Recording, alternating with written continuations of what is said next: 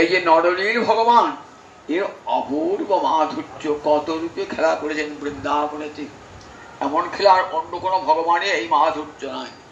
সেই ভগবানের আজ অবতরণ করেছেন। আজকে দেখুন কেমন দিনে ভগবান বলছেন, আমার যে কথা শুনলে কি হয়।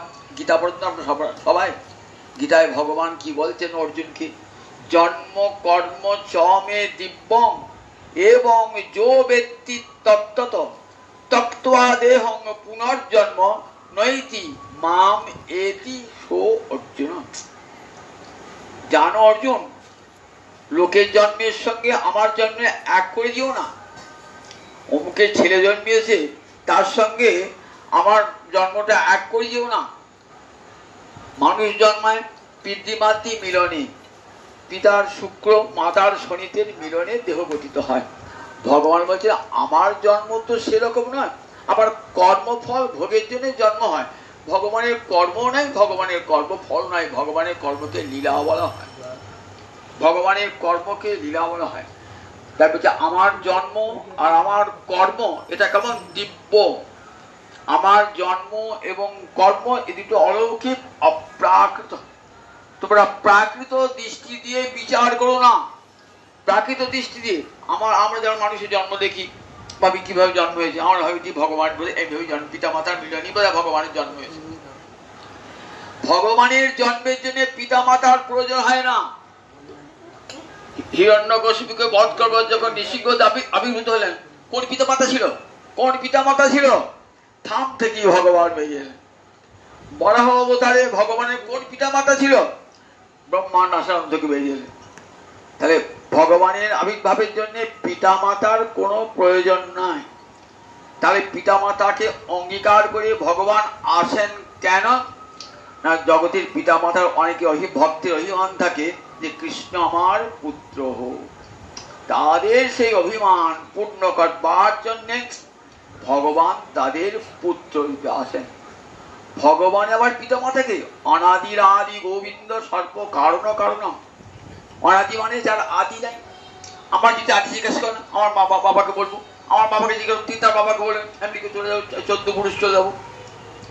ভগবানকে জিজ্ঞেস, এবার ভগবানের কাছে যান, ভগবান তোমার আদিকে বলবে আমার আদি কেন না, আমি তো জগতের আদি, আমি তো জগতের আদি, আমি জগতের মধ্যে, আমি জগতের অন্তে। তাহলে ভগবানই জগতের আদি। এই যে মাতা পিতা বলেন, এই যে নন্দ যশোদা, বসুদেব দেবকী, কৌশলদা, দশরথ, এই যে অভিমান কৃষ্ণ আমার পুত্র, রাম আমার পুত্র, তাদের সেই অভিমানকে মর্যাদা দান করবার জন্য ভগবান তাদের পুত্র রূপে এসেছে। তাই বলে আমার জন্মকর্ম আর সাধারণ মানুষের জন্মকর্মকে এক বলে দেব না। জন্মকর্ম চমে দিব্যং, আমার জন্ম এবং আমার কর্ম এই দুটো অপ্রাকৃত। প্রাকৃত হিসাবে প্রাকৃত দৃষ্টিতে দেখো না। দিব্য মানে অলৌকিক, অপ্রাকৃত। শিরসায়ন টিকায় বলেছেন দিব্য এবং যো ব্যক্তি তত্ত্বত, আমার জন্মটা জন্ম নয় আবির্ভাব, আমার কর্মটা লীলা। বলে জন্ম কর্ম চমে এবং যো ব্যক্তি তত্ত্ব, এই তত্ত্বটা যে জানে ভগবানের জন্ম আর ভগবানের কর্ম এ দুটো তার ভগবানের লীলা, এটা যে তত্ত্বটা জানে কি ফল লাভ হয়। তাহলে বুঝে পাই যে এতক্ষণ ভগবানের কথা শুনবেন কি ফল হবে। বলেন তক্ত্বা দেহং পুনর্জন্ম। বলেন যারা তত্ত্ব জানে আমার জন্ম কর্মের কথা, তক্ত্বা দেহং দেহ ত্যাগ করে তারা পুনর্জন্ম নয়টি আর মায়ের পেটে আসে না, আর তাদেরকে সংসার করতে হয় না। কোথায় যায়? মাম এটি নিজেকে দেখি বলছেন অর্জুন, আমার কাছে চলে আসে। এটি মানে চলে আসে, আমার কাছে চলে এসেছে। বলেন যারা আমার জন্মকর্মের কথা জানে, আমার তত্ত্ব তো জানে, তাদের আর মায়ের পেটে জন্ম হয় না, তারা আমার কাছে চলে আসে। তাহলে কত বড় লাভ দেখুন একবার। যে মুক্তির জন্য যোগী কোটি কোটি বৎসর ধরে যোগ সাধন করছেন, জ্ঞানী জ্ঞান সাধন করছেন, তপস্বী তপস্যা করছেন, সেই মুক্তিটা অনায়াসলভ্য হয়ে যায় যদি বসে বসে হরি কথা গান। তাহলে হরিকথা শ্রবণের কত মর্যাদা, কত মূল্য দেখুন হরিকথা শ্রবণে। এটা আমার কথা নয়, স্বয়ং ভগবান নিজে অর্জুনকে বলছেন। স্বয়ং ভগবান নিজে অর্জুনকে বলছেন, আমার কথা যে কান পেতে শুনবে তার কর্ম নাশ হয়ে যাবে। ভগবানের কর্মের কথা শুনলে জীবের কর্ম নাশ হয়ে যায়। কর্ম নাশ হলে আর জন্ম হবে না। যতক্ষণ কর্ম থাকবে ততক্ষণ জন্মগ্রহণ করতে হবে। আমার কর্মটা নাশ হবে কখন? ভগবানের কর্মের কথা শুনলে আমার কর্মটা নাশ হয়ে যাবে। সেই ভগবানের আজ আবির্ভাব তিথি। দেখুন ভগবান কেমন ভাবে আসছেন। দেখুন ভগবান বললেন, কেমন দিনে ভগবান এলেন? আদরের ঠাকুর এলেন অত্যন্ত অনাদরে, অত্যন্ত অনাদরে। গোবিন্দ জন্মালেন, কেউ জানতেও পারল না, একটা উলুধ্বনি হলো না, একটা শাঁখও বাজল না। আবার জন্ম কোথায়? কংসের কারাগারে, অন্ধকারে। কৃষ্ণপক্ষের অষ্টমী তিথিতে অন্ধকার। যিনি জগৎকে আলো দেওয়ার জন্য এলেন তিনি জন্মালেন কিন্তু অন্ধকারে, অত্যন্ত অনাদরে, ভাদরে বাদরে অনাদরে জন্মালেন ভগবান। দেখুন একবার, যে ভগবান জগৎকে আলোকিত করবার আসেন সেই ভগবান এলেন অন্ধকার। এটাও একটা রহস্যময় ভগবান। বসুদেব দেবকীকে কারাগারে বদ্ধ করেছেন কে? কংস, উগ্রসেনের পুত্র কংস, ভয়ঙ্কর দুরাচারী। বসুদেব দেবকীকে শৃঙ্খলে আবদ্ধ করে রেখেছেন। কেন? তার অষ্টম গর্ভের সন্তান তার হন্তা হবে। দেখেছেন ভোগী মানুষ কেমন? ভোগী মানুষ নিজের ভগিনীকে বলতে হত্যা করতে কুণ্ঠিত হয় না। নিজের ভগিনীকে ভোগবাদ এত প্রবল। কংস এই ভোগবাদী, দুর্যোধন, কংস, জরাসন্ধ এরা সব ভোগবাদীর প্রতিনিধি। কেমন ভোগ দেখুন, নিজের ভগিনীকে হত্যা করবেন, ভগিনীর গর্ভজাত সন্তানকে হত্যা করবেন, শুধু নিজের ভোগের জন্য। অন্যায় করতে, পাপ করতে এদের বিন্দুমাত্র কুণ্ঠা হয় না। কোথায় রেখেছেন? ভরে কংসের কারাগারে ভরে রেখেছেন, পায়ে হাতে শিকল বাঁধা, নড়াচড়া যদি করতে না পারে। দেবতারা কিন্তু জানতে পেরেছেন যে আজ ভগবান শ্রীহরি আসবেন। তার আগেই তারা কি করেছেন? দেবতাগণকে কথা দিয়েছিলেন তো ব্রহ্মাকে, যে দেবতারা তোমরা চিন্তা করো না, আমি শীঘ্রই আবির্ভূত হব যদু বংশে। সেই শুভ দিন আসবে বলে তারা আগেতেই দেখেছেন। দেবকী যখন গর্ভ সঞ্চার হয়েছে তখন এই দেবতারা কংসের কারাগারে এসেছে। কারাগারে কারা যায়? কয়েদি যারা যায়, দুষ্ট লোক যারা যায়, সেখানে গিয়েছেন দেবতারা, গিয়েছেন ব্রহ্মা, গিয়েছেন মহাদেব, গিয়েছেন নারদ, গিয়েছেন ইন্দ্র, গিয়েছেন সব দেবতারা গিয়েছেন। কেন? আর গর্ভকে স্তুতি করবেন বলে, দেবকীর গর্ভকে স্তুতি করে বলে। শ্রীমদ্ ভাগবত দেখবেন এই গর্ভস্তুতি, বিশাল করে গর্ভস্তুতি বলা আছে। দেবতারা কেমন করে ভগবানকে স্তুতি করছেন। ভগবান দেখতে দেখতে দেখুন ভগবান দেবকীর 6টি সন্তান হলো। কংস ভাবছে যে প্রথম 6টি সন্তান থেকে তো আমার কোনো বিপদের সম্ভাবনা নাই, কাজে যতবার সন্তান হয়েছে বসুদেব কথা দিয়েছিলেন যে দেবকীর গর্ভের সন্তান তোমাকে হত্যা করবে, তো আমি দেবকীর সন্তানকে তোমাকে দিয়ে আসবো, দেবকী তো করবেন তো হত্যা। তাহলে আমার যে ভগ্নিপতি সে একবার দেবতার মূর্তি, কথা যা দেয় তাই কথা থাকে। যতবার সন্তান হলে ফিরিয়ে দিয়ে দেবর্ষী নারদ এসে বলছেন, দেখো গো কংস, ভগবান কথায় বিশ্বাস করো, দেবতার কথায় বিশ্বাস করো না। কোনটা যে অষ্টম গর্ভ তুমি বুঝবে কেমন করে? একটা ফুলের মালাকে যদি গোলাকারে সাজিয়ে দেওয়া হয়, কোনটা প্রথম কোনটা অষ্টম বুঝতে পারবে? ভগবান এলে বুঝতো সব কটিকে হত্যা করে। কেন বললেন? দেবর্ষী নারদ জানতেন যত অত্যাচার বৃদ্ধি প্রাপ্ত হবে কংসের, ভগবানের আগমন তত ত্বরান্বিত হবে।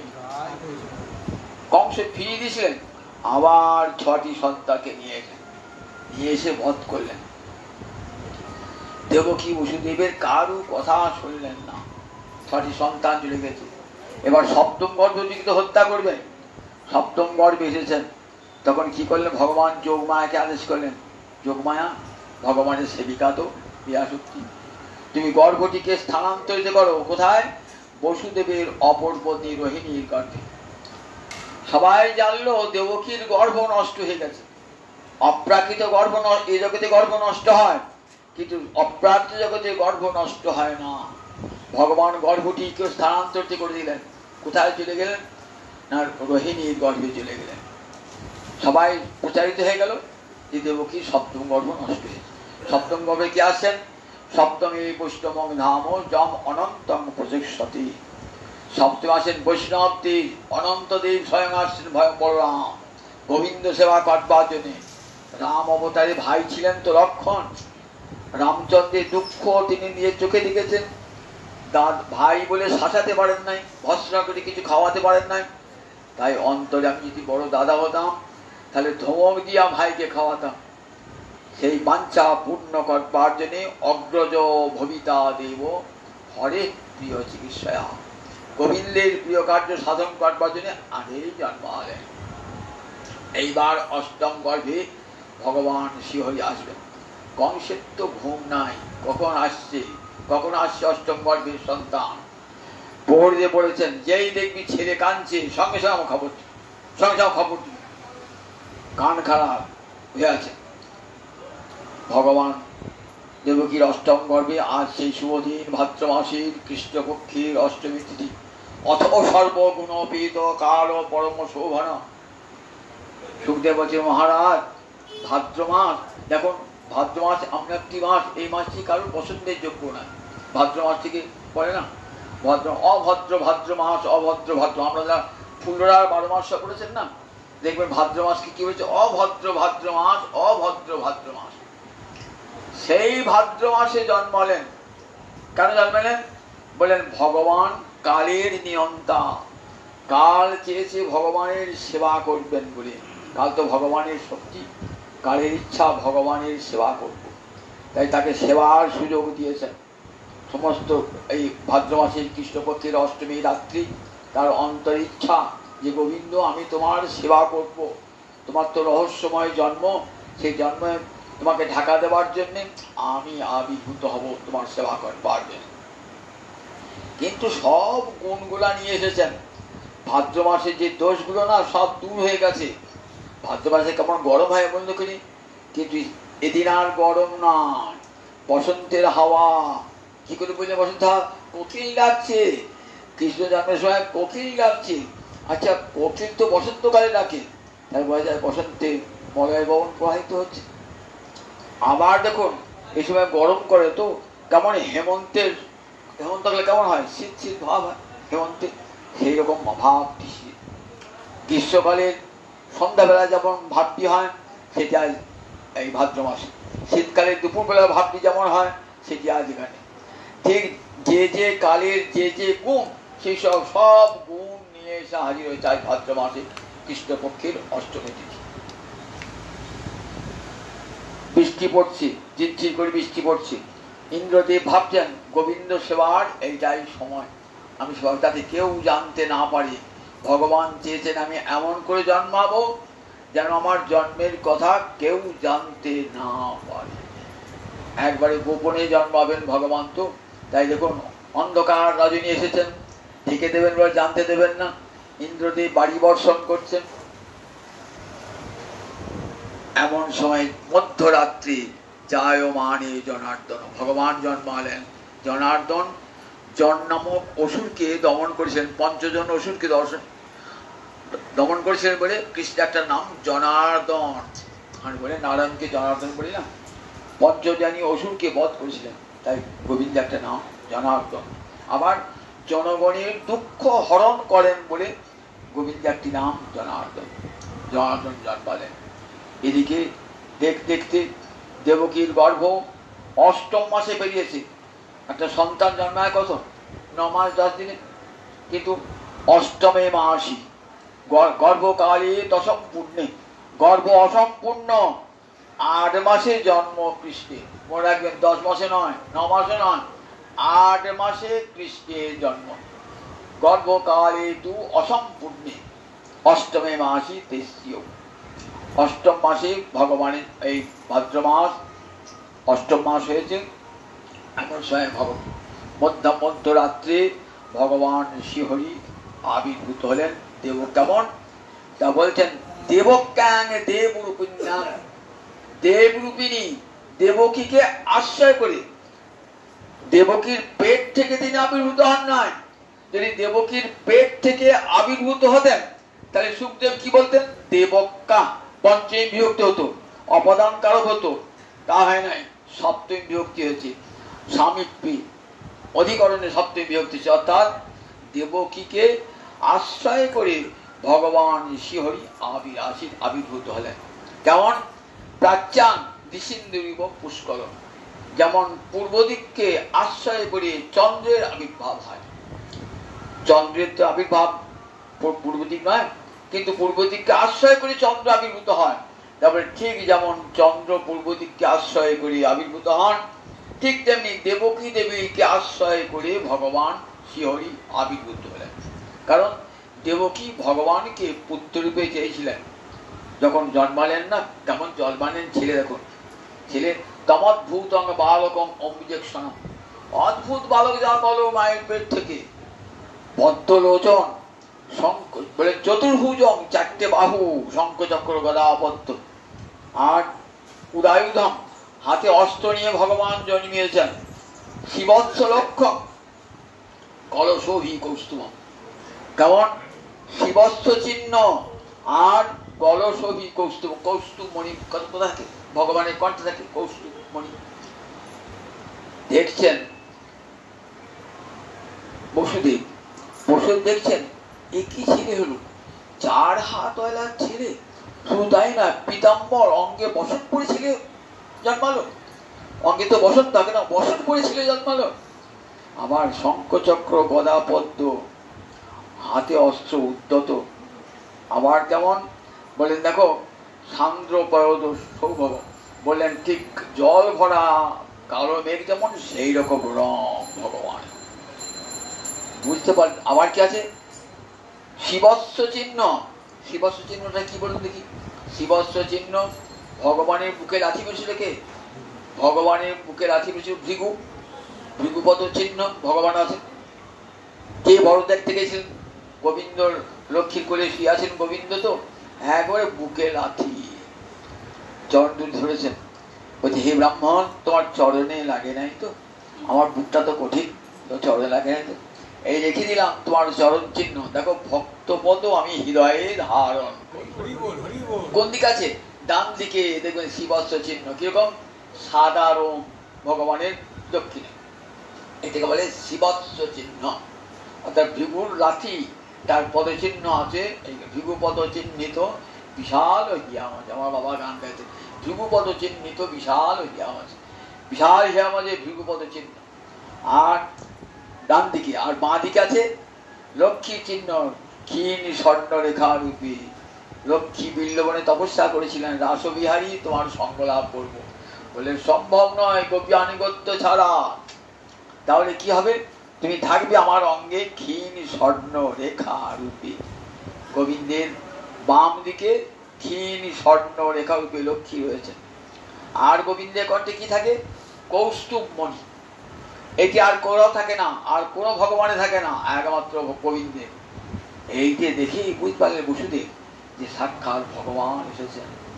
বক্ষে শিবস্ব চিহ্ন, লক্ষ্মী চিহ্ন, আবার দেখলেন কৌস্তুভ মণি। তো গোবিন্দ সার্কল থাকে না। তখন নতজান হে স্তব করছেন ভগবান। কি বলে স্তব করছেন? ভগবান বিদিত সাক্ষাৎ বলেন, প্রকৃতির পর, তুমি প্রকৃতির পরপারের মানুষ, তুমি তুমি এ জগতের মানুষ নও, প্রকৃতির পরপারের মানুষ তুমি। তুমি কৃপা করে উদিত হয়েছ প্রভু, তুমি কৃপা করে। তুমি কৃপা না করলে জগতে তোমাকে দেখতে পায় না। ভগবানকে দেখবো বললে কেউ দেখতে পায় নাকি? তিনি যদি কৃপা না করেন। অর্জুন সারথী রূপে পেয়েছেন ভগবানকে, তো তবু ভগবান দেখতে পান। সারথী রূপে পেয়েছেন, একসঙ্গে খেয়েছেন, একসঙ্গে ভোজন করেছেন, একসঙ্গে স্মরণ করেছেন, তবু ভগবানকে দেখতে পান। কিন্তু ভগবানের ইচ্ছা হলো, ভগবান বলেন, তোমার ঐশ্বরিক রূপ দেখতে আমি ইচ্ছা করি। দেখবে? দেখো এক দেখাচ্ছি, তুমি তোমার বন্ধু দেখছি। অর্জুন ফ্যাল ফ্যাল করে তাকিয়ে আছে। গোবিন্দ বুঝছেন তো, দেখতেই পাচ্ছেন, দেখতেই পাচ্ছে না, দেখতে পাচ্ছ না। কি করে দেখবো? কিছু দেখতে পাচ্ছি না তো। আচ্ছা তুমি দেখবি কি করে? একটু আমি তোমাকে একটা চোখ দিচ্ছি, দিব্যং চক্ষু দিয়ে দাদামি, আমি তোমাকে দিব্য চক্ষু দান করলাম, অপ্রাকৃত চক্ষু দেখো। যেই দেখেছেন অপ্রাকৃত চক্ষু দিয়েছেন না, সঙ্গে সঙ্গে কি দেখছেন? তখন দেখছেন ভগবানকে, অনন্ত রূপ ভগবান, ভগবানের অনন্ত রূপ ভগবান, বিশ্বরূপ ভগবান। বলছেন নান্তং ন মধ্যং ন পুনস্তবাদি, পশ্য আমি তোমার কোনটা, কোনখানে তোমার চরণ, কোনখানে তোমার মাথা, কোনখানে তোমার উদর আমি দেখতেই পাচ্ছেন। পশ্য আমি দেবাং স্তব দেব দেহে, দেখছি সব দেবতারা বসে আছে তোমার অঙ্গে, ব্রহ্মা বসে আছেন, মহাদেব বসে আছেন তোমার অঙ্গে, যত সিদ্ধ পুরুষ সব বসে আছেন তোমার অঙ্গে, অনন্ত বাসুকি সব নাগ তোমার অঙ্গে রয়েছেন, কমলাসন ব্রহ্মা বসে রয়েছেন, মহাদেব বসে তোমার অঙ্গে। পশ্যামি দেবাং স্তব দেব দেহি সর্বাং তথাভূত বিশেষ সংজ্ঞা, অর্জুন স্তব আছে দেখবেন গীতার 11 অধ্যায়। দিব্যচক্ষু, দিব্য যেই দিব্যচক্ষু দিলেন, তাহলে ভগবান কৃপা না করলে ভগবান দেখা যায়। সূর্য আকাশে মেঘে ঢাকা, সূর্য দেখা দাও, আমি দেখবি যেমন সূর্যকে, মেঘ কি করবি? হাজার হাজার লাইট জ্বালালে বলে আমার দেখতে হবে না। কখন দেখতে পাবে? আমি যখন দেখা দেবো, মেঘ সরিয়ে যখন দেখা দেবো তখন দেখতে হবে। তাহলে সূর্যকে দেখা যায় তার আলোকের দ্বারাই, ভগবানকে দেখা যায় ভগবানের কৃপার আলোকের দ্বারা। সাধকের শত সাধনা তো ভগবান দেখা দেন না, যদি তার কৃপা না হয়। সাধকের সাধনার সঙ্গে ভগবানের করুণা মিশ্রিত হবে, তবেই ভগবত দর্শন হবে, নইলে হবে না। সাধক যখন সাধন করতে করতে বলবে যে গোবিন্দ তোমাকে আর দেখা পেলাম না, যখন সাধন ক্লেশ আসবে তখনই ভগবান করুণা করে দেখা দেবে। মা যশোদা বন্ধন করে যাচ্ছেন তো, যতবার বন্ধন করে 2 আঙুল কম, 3 আঙুল নয়, 4 আঙুল নয়, 2 আঙুল। আশ্চর্য যখন না, 2 আঙুল কম। মায়ের চুল বাঁধা ফিতে দিয়ে গোবিন্দের পেটটাকে মা বেঁধে রাখবেন, তা 2 আঙুল কম হলে কেন? শিল্পসাদ বলছে দেখো 2 আঙুল কম যেন, 1 আঙুল হলো সাধকের সাধনা, আর 1 আঙুল হলো ভগবানের করুণা। সাধক সাধনা করে যখন এগিয়ে যাবেন, ভগবান তখন করুণা করে নেমে আসবেন, তখন মাঝ পথে দেখা হবে। এই ভগবানের কৃপা ছাড়া ভগবানকে দেখা যায় না, ভগবানের কৃপা ছাড়া ভগবানকে দেখা যায় না। তাই আজ দেখেছেন বসুদেব দেখে স্তব করেছেন ভগবানকে, এই জগৎ তুমি সৃষ্টি করছো তোমার ত্রিগুণময়ী মায়ার দ্বারা, আমার জগতের সর্বত্র তুমি আছো, অনলে অনিলে ভূধরে, জগতের এমন কোনো স্থান নাই যেখানে তুমি নাই। এই যে পঞ্চভূতে গড়া পৃথিবী, প্রতিটি পঞ্চভূতি তো তুমি রয়েছো। আগে গতকাল গোবিন্দের মধ্যে বলেছি পঞ্চভূতের কারণ তিনি, তাও তিনি পঞ্চভূত, আবার প্রতিটি পঞ্চভূতে তিনি রয়েছে। সুতরাং জগতের সমস্ত বস্তুতে তিনি রয়েছে। গোবিন্দ জগৎ সৃষ্টি করে তৎসৃষ্টা তদেব অনুপ্রাবিশৎ, ঋগ্বেদে বলছে ঋষি তৎসৃষ্টা, জগৎ সৃষ্টি করে আবার জগতের মধ্যে প্রবেশ করলেন ভগবান। সঙ্গে সঙ্গে ভগবানের ঐশ্বর্য দেখলেন তো, কিছুক্ষণের মধ্যে আবার একটা ভয় এসে গেল। বললেন যদি কংস জানতে পারি তুমি আমার গৃহে আবির্ভূত হয়েছো, তাহলে এখনই তোমাকে হত্যা করবে, যে ছুটে আসে। তাই তোমার এই রূপ তুমি সংহার করো, এই রূপ, এই শঙ্খচক্র গদা পতিত এই রূপ তুমি সংহার করো, এখনই কংস ছুটে আসবে, ছুটে। এবার দেবকী সন্তান প্রসব করার পর কিছুক্ষণ ক্লান্তি ছিল, কিছুক্ষণ মুখটা দশা কেটে যাওয়ার পর দেখছেন আমার ঘরে কে এসেছে, আমার পেটে কে এসেছে, বাবা সাক্ষাৎ ভগবান, সাক্ষাৎ বিষ্ণু, অধ্যাত্ম জগৎ আলোকিত করে যিনি রয়েছেন সেই ভগবান এসেছে। আমার দুনয়ন জলধারায় ভেসে যাচ্ছে, আজ আমার কি সৌভাগ্য, ভগবান এসেছেন আমার পেটেতে। আনন্দের সীমানা, কিন্তু আনন্দ করবেন কি? আনন্দ করতে পারছেন না। এখন যদি কংস আছে, খল কংস আছে, মর্ত মৃত্যু ব্যয়ভীত পলায়ন সর্বান লোকান নির্ভয় নান্তগচ্ছা। বলছে গোবিন্দ মর্তের মানুষ মৃত্যু ভয়ে ভীত হয়ে আজ এখানে সেখানে ছুটে বেড়ায়, মনে করে স্বর্গে গেলে আমার মৃত্যু হবে না, উচ্চ উচ্চ লোকে গেলে মৃত্যু হবে না। কিন্তু মৃত্যু তো সব জায়গাতেই আছে, স্বর্গেতেও মৃত্যু আছে, আবার যেখানে ব্রহ্মা থাকেন সত্য লোক সেখানেও মৃত্যু আছে, তপজন মোহ সত্য সব লোকেই মৃত্যু আছে। মৃত্যুর ভয়ে ছুটাছুটি করে, কোনো জায়গায় আশ্রয় পায় না। বললেন আজ তোমার চরণ কমল, এই চরণ কমল আশ্রয় করে জীব কেমন হয়েছে? সুস্থ হয়েছে। জানে এই চরণ কমল আশ্রয় করলে আর মৃত্যু স্পর্শ করতে পারবে না। তৎপদাব্জন প্রাপ্য, তোমার চরণ কমল পেয়ে কে দ্বারা সুস্থ হয়েছে, স্বাস্থ্য হয়েছে, মৃত্যু রসমাদ পেয়েছে। আর মৃত্যু যায় না। মৃত্যু সব জায়গায় যায়, কোথায় যায় না? গোবিন্দ চরণে মৃত্যু যেতে পারে না। তাই গোবিন্দ চরণ আশ্রয় করুন। দেখেন না, এই জায়গাতে জাঁতাতে কড়াই পিস রেখেছেন তো, চারিপাশে কড়াইগুলো দেখবেন সব ছাতু হয়ে গেছে। এই জাঁতার একটা পাট খুলুন, দেখবেন দেখেন দণ্ড না, সেই দণ্ডেতে দু একটা কলাই লেগে থাকে। যেমন কাঠ তেমনি গায়ে আঁচও লাগে দেয়, যেমন কাঠ গোটা গুটি কলা আছে। কি করে থাকলো না? ওই মাঝখানের দণ্ডে লেগেছিল বলে। এই জগতের দণ্ড বলে গোবিন্দের চরণ দণ্ড এখানে আশ্রয় নিয়েছে না, বলেন তার আর ভয় নাই, তার আর মৃত্যু নাই। মায়া তাকে স্পর্শ করতে পারে, মায়ের ক্ষমতায় তাকে স্পর্শ করে। দেবকীর অন্তরে ভয় হলো, বলে মা তুমি ভয় করছো? ভয় করো, রাখো। আমি দেখো এই রূপটা কেন দেখালাম জানো? তোমরা আমাকে পুত্ররূপে চেয়েছিলে, পুত্ররূপে চেয়েছিলে। দেখো এক জন্মে তোমরা ছিলে, তুমি ছিলে কৃষ্ণী, তোমার নাম ছিল কৃষ্ণী এক কল্পে। আর আমার পিতা বসুদেবের নাম ছিল সুতপা। ব্রহ্মার আদেশে তোমরা পূজা সৃষ্টি করতে গেলে দেব পরিমাণে ১২,০০০ বর্ষ তোমরা তপস্যা করেছিলে। রোদ বৃষ্টি কিছুই মানো নাই, সব সহ্য করেছো। আমি যখন দেখা দিলাম, বললেন কি চাও? প্রিয়তাঙ্গ বড় বর চাও? বললেন তোমার মতন পুত্র চাই। আমার মতন পুত্র তো জগতে আর কেউ নাই, আমার মতো তো আর কেউ নাই। আমি তোমাদের পুত্র হয়েছিলাম, তখন আমার নাম ছিল কৃষ্ণগর্ভ। আবার জানো, তুমি একবার অদিতি হয়ে জন্মালে, আর তোমার বসুদেব হলেন কশ্যপ ঋষি, সেখানে একবার জন্মিয়েছিলাম আমি। বামন রূপে জন্মিয়েছিলাম, বলিকে ছলনা করবার জন্য বামন রূপে অবতীর্ণ হয়েছিলাম। এই দুটো রূপ দেখানো কেন? আরো বহু তোমার পুত্র জন্মিয়েছি। তোমাদের অন্তর্হিমান ছিল আমার মতন পুত্র হোক, সেই হবার জন্য তোমাদের বাঞ্ছা পূর্ণ করবার জন্য আমি তোমাদের পুত্র রূপে এসেছি। যদি তোমাদের ভয় হয়, যদি কংসার বিভেষী, যদি কংসকে ভয় হয়, তরিমাং গোকুলং নয়, তাহলে আমাকে গোকুলে নিয়ে যাবে। কি করে নিয়ে যাবে গোকুলে?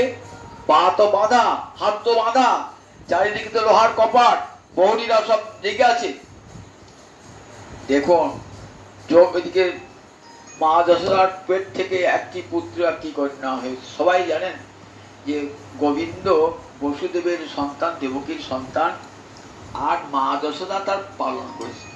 এটি ভাগবত বলে ভুলটি ভেঙে যাবে চিরকালের জন্য, যে তিনি যশোদার পুত্র নন বা নন্দরাজার পুত্র নন, তিনি একমাত্র বসুদেবের সন্তান। ভাগবত বলি ভুলটি ভেঙে যাবে। বলে ভগবানের একসঙ্গে ভগবানের দুই রূপের প্রকাশ, বসুদেব নন্দন, নন্দনন্দন রূপে। মা যশোদার একটি পুত্র একটি কন্যা। কত বাঞ্ছা করেছিলেন নারায়ণের কাছে, বুঝতে সে যোগ্য করেছিলেন। গুরুদেব বলেছিলেন নারায়ণকে ডাকো, নারায়ণের সমান পুত্র লাভ করবে। মা যশোদা সন্তান হওয়ার বয়স পেরিয়ে গেছে, তথাপি দেখুন গুরুদেবের কৃপায় আবার সন্তান লাভ হয়েছে। সন্তান জন্মগ্রহণের পর মূর্ছিত হয়ে গেছে, দেখতে পান নাই যে আমার সন্তান কন্যা না পুত্র, দেখতে পান নাই। কন্যাটি জন্মালো নবমী তিথিতে, একসঙ্গে তো জন্মান নাই। কৃষ্ণের জন্ম হলো অষ্টমীতে, আর এই যোগমায়ার জন্ম হলো নবমী তিথিতে। তাই যোগমায়াকে, দুর্গাকে কি বলা হয়? ভগবানের বোন, অনুজা বলা হয়। যশোদা দেখবেন চণ্ডীতে বলা আছে, যশোদা গর্ভ সম্ভূতা, যশোদা গর্ভ থেকে জন্মিয়েছিলেন একটা রূপে, যোগমায়া রূপে। যোগমায়া যে জন্মালেন না, যোগমায়ের কৃপায় কি হলো? সঙ্গে সঙ্গে প্রহরীগুলো ঘুমিয়ে গেল, টুলটে লাগে ধরতে ঘুমিয়ে গেল, একবার অচেতন হয়ে গেছে। কপাট জানলাগুলো যে লোহার দরজা ছিল আপনা আপনি খুলে গেল, পায়ে বেরি ছিল খুলে গেল, হাতে বেরি ছিল খুলে গেল। জানতেই বললেন না। যোগমায়া এমনই, যোগমায়ার কৌশল না, খুলে গেল। এইবার কৃষ্ণকে কোলে নিয়ে বসিয়ে দেওয়া যাচ্ছে। প্রতিমধ্যে কেউ যদি দেখে ফেলায় তাতে গন্ডগোল হয়ে যাবে, কংসে খবর দেবে তো। ঘোর অন্ধকার, সবাই ঘুমিয়ে পড়েছেন, মথুরার কেউ নাই দিকে সব ঘুমিয়ে পড়েছেন, যোগমায়ের কৃপা সব ঘুমিয়ে পড়েছেন। বৃষ্টি পড়ছে, নিয়ে যাবেন কি করে? ছাতা নাই, কি করে যাবেন? এক হাতে করে কি ছাতে নিয়ে যাওয়া যায়? কি করলেন? সঙ্গে সঙ্গে অনন্তদেব এসেছেন, অনন্ত ফনা দিয়ে ছত্রহার করেছেন যাতে গোবিন্দের বস্ত্রকে কোনো বৃষ্টি না পড়ে। কোথায় এলেন? এসে যমুনার পাড়ে এসে হাজির হয়েছে। ওরে বাবা, যমুনায় উত্তাল তরঙ্গ, বান ডেকেছে, যমুনায় পার হবো কি করে? মনে মনে ভাবছেন কি করে পার হবো যমুনা, এরাম তো বটে, এইবার কংস ধরে ফেললো, আর পারাতে পারবো না। মনে মনে ভাবছেন। যোগমায়া বলছে ভাবছে কেন, আমি তো আছি। একটা শিয়ালের বেশ ধরেছেন যোগমায়া, শিয়ালির বেশ ধরে কি করলেন? জলের উপর দিয়ে হেঁটে গেলেন। বাবা, এত জল, ডুবে যাবে মানুষ, আর শিয়াল হেঁটে যাচ্ছে। বসুদেব সন্তানকে করে নিয়ে জলের উপর দিয়ে হাঁটছে। যমুনার অন্তরিচ্ছা জাগলো, দেখো আমার স্বামী সমুদ্র, রামচরণ লাভ করবার জন্য বলছেন, ঠাকুর তোমার চরণ আমি লাভ করব, তাই দেখো তোমাকে পথ করে দিচ্ছি। কি করে পথ হবে? তুমি শিলা ফেলাও, দেখবে একটা শিলা জল ডুববে না, ভাসবে। তোমার নামের এমন মহিমা। হনুমান বনরাজে এসে জয় রাম বলে শিলা ফেলছে, শিলা ভাসছে, জয় রাম বলছে, শিলা ভাসছে। তো সমুদ্র বলে রামচরণ পাবো বলে আমি সেতু করে দিয়েছিলাম, আমার স্বামী দিয়েছেন, আমিও গোবিন্দ চরণ পাবো, অন্তরিচ্ছা হলো। কি হয়ে দেখুন, বসুদেব হাত ফসকিয়ে গোবিন্দ পড়ে গেলেন জলে। বসুদেব ভাবছেন কত কষ্ট করে সন্তানকে নিয়ে চললাম, আবার জলে পড়ে গেল। যমুনা ভাবছে এসো একবার তোর অঙ্গটা স্পর্শ করি, আমার তীরে আমার নীরে তোমার কত খেলা হবে, কত লীলা হবে। আমার তীরে দাঁড়িয়ে তুই বাঁশি বাজাবে, তীরভঙ্গ ভঙ্গীয় হয়ে কদম্ব মূলে দাঁড়িয়ে বাঁশি বাজাবে, আমি শুনবো। আজ আবার তোর অঙ্গ স্পর্শ কর। কিছুক্ষণ পরে আবার যমুনা তুলে দিয়ে গেলেন বসুদেবের হাতে। বসুদেব গেলেন কোথায়? সেই অন্ধকার রাত্রিতে একদিকে কোথায় গেলেন? একবার যশোদার সুচিতার গৃহে হাজির। সেখানে দেখছেন মা যশোদা কেমন আচ্ছন্ন হয়ে রয়েছেন, সন্তান কুশল করে মূর্ছিত অবস্থা রয়েছে। বসুদেব যখন নিয়ে গেছেন সন্তানকে, বসুদেব কিন্তু দেখতে পায়নি কই নাকি, আর কেন? যোগমায়া তার কাজ কি? আবরণ করা, ওই যে যশোদার পুত্রটিকে ঢেকে রেখে দিয়ে জানতে দিচ্ছে না। এইবার যখন নিয়ে গেলেন কৃষ্ণ, বসুদেব যখন কৃষ্ণকে নিয়ে গেলেন না, তখন নামিয়ে দিয়েছেন ঠিক যশোদার পাশেতে। যশোদানন্দন আর বসুদেব নন্দন দুয়ে এক বলে কেমন ঘনে সৌদামিনী যথা। আকাশে বিদ্যুৎ দেখা দিয়ে যেমন আকাশের বুকি আবার বিলীন হয়ে যায়, ঠিক তেমনি করি ঘনে সৌদামিনী যথা মেঘেটি বিলীন হয়ে গেলেন বসুদেব নন্দন নন্দনন্দন একেবারে। লোকে জানলো যে কৃষ্ণ বসুদেব নন্দন, মা যশোদা তার পালিকা মাতা, নন্দ মহারাজ তার বালক পিতা। কিন্তু তা নয়, কারণ নন্দোৎসবে দেখবো নন্দ মহারাজ নন্দস্তু আত্মজে উৎপন্নে জাত আহ্লাদ মহামনা। সুখদাজি মহারাজ নন্দ রাজার ছেলে হয়েছে বলে নন্দ রাজার কি আনন্দ। আত্মজে উৎপন্নে, নিজের দেহ থেকে যে উৎপন্ন ছেলে তাকে তো আত্মজে বলা হয়। অপরের ছেলেকে পালন করা ছেলেকে আত্মজে বলে নাকি? সে বলে আমার তাকে নিজ দত্তক পুত্র, তাকে তোকে আত্মজে পুত্র বলে না। আত্মজে পুত্র তাকেই বলে নিজের দেহ থেকে যে সন্তান জন্মিয়েছে। তার সুখদেবকে ভুল বললেন নাকি? বলে নন্দস্তু আত্মজে উৎপন্নে জাত আহ্লাদ মহামনা। নিজের ছেলে কতদিন বাদে কত উপাসনা করেছেন ভগবান, বলেছেন গুরুদেব বলেছেন যে দেখো তোমার সন্তান হবে নারায়ণের সমান। সেই গুরুর আশীর্বাদ ভুলে গেছে, দেখছে নাকি সুন্দর সন্তান, নারায়ণের চেয়েও অপূর্ব রূপ। এসে একবার একবার নন্দ মহারাজার করে ঝাঁপিয়ে পড়ছে, নন্দ মহারাজার কোল থেকে মা যশোদার করে ঝাঁপিয়ে পড়ছে। মা যশোদা বললেন আমি ওই স্বপ্ন দেখেছি। যথাকালে গর্ভ সঞ্চার হলো এবং মা যশোদা আরো একটি পুত্র একটি কোটা জানলো, কিন্তু এমন রহস্যে ঢাকা কেউ জানতেই পারলো না। সবাই জানলো কন্যাটি যশোদার আর পুত্রটি বসুদেব। এই রহস্য ঘেরাই থাকলো চিরকালই।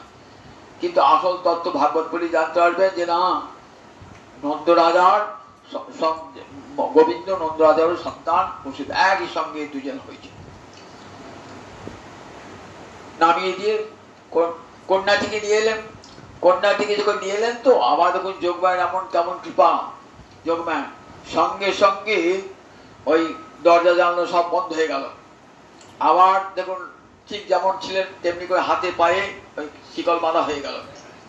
প্রহরীগুলো সব যেগুলো মেয়েটি কেঁদে উঠেছে, সন্তান জন্মানি কেঁদে উঠে, সঙ্গে সঙ্গে প্রহরীরা বলেছেন কংস খবর দেবে, সঙ্গে সঙ্গে কংসে খবর দিয়েছে। কংস ছুটে আসছে, চলো ওই আমার শত্রু এসে, ওই আমার শত্রু এসে, ছুটছে পাগলের মতো ছুটতে আসছে। ছুটতে ছুটতে এসে কি দেখছেন কংস একবারে দেবকীর কোল থেকে কেড়ে নিয়েছেন ছেলে। এটি কন্যা, মেরো না এটিকে, তুমি আমার সব সন্তানকে মেরেছো, এটিকে মেরো না। কিন্তু চোরা না শোনে ধর্মের গায়ে, কি পাপ কি পুণ্য জ্ঞান তার থাকে না। জোর করে সন্তানটিকে গেলেন, মা দেবকী কাঁদতে লাগলেন। বসুদেব অসহায় সন্তানটিকে নিয়ে গিয়ে কি করলেন, সন্তানটিকে নিয়ে গিয়ে একটা শিলা পৃষ্ঠে আছাড় করেছে। যোগমায়া তো মরবে নাকি, যোগমায়া ভগবানের শক্তি বিয়া শক্তি আকাশে উঠলেন অষ্টভুজ মূর্তি ধরে, আটটা হাতে অষ্টভুজা মূর্তি। সেই মূর্তি ধরে আকাশে বলছেন, ওরে কংস আমাকে মেরে কি করবি, তোর যে অন্তকারী সে জন্মিয়ে গেছে, যা তো ঘটু তবান্তকৃ, আমাকে মেরে তোর কিছু হবে না, যথা কালে তোর মৃত্যু হবে। কংস ভাবলেন ভগবানও কেমন ঠকায়, অষ্টম গর্ভে পুত্র আসে বলেছিল, অষ্টম গর্ভে কন্যা এসে গেল। কংস তো খেপে গেল, পাগল হয়ে গেল। কি করে ওই 10 দিনের যত শিশু আছে, বালক হোক বালিক হোক, সব টিপে মেরে ফেলা আদেশ দিয়েছেন পুতনাকে। এদিকে নন্দ রাজার গিয়ে বসুদেব পাঠিয়েছেন সন্তানকে, সেখানে গর্গাচার্যকে পাঠিয়েছিলেন, যাও গোপনে যেন পুত্রের নামকরণ হয়। গোপনে বলরামের এবং কৃষ্ণের নামকরণ, রোহিণী গর্ভবতী বলরাম হয়েছেন 8 দিনে। বড় কোন দিন বলরাম হয়েছেন, শ্রাবণী পূর্ণিমার দিন বলরাম হয়েছে বলেছি, শ্রাবণী পূর্ণিমার দিন বলেছি, সেদিন বলরামের জন্ম হয়েছে। 8 দিন বাদে জন্মালেন গোবিন্দ। দুজনেরই নামকরণ হল, গর্গাচার্যকে অতি গোপনে নামকরণ করলেন। নন্দ মহারাজার আনন্দের সীমা নাই, বহুদিন বাদে নিজ পুত্রকে পেয়েছেন, আনন্দের সীমা নাই। সমস্ত ব্রজগোপীরা, ব্রজগোপেরা, ব্রজের মায়েরা আনন্দে সবাই দধি দুগ্ধ নিয়ে এসে নন্দের অঙ্গনে আনন্দ করছেন। নন্দোৎসব হয়ে যাবে আগামীকাল, নন্দোৎসব। সবার জয় জয় তাই জয় তাই। দাদা দাদা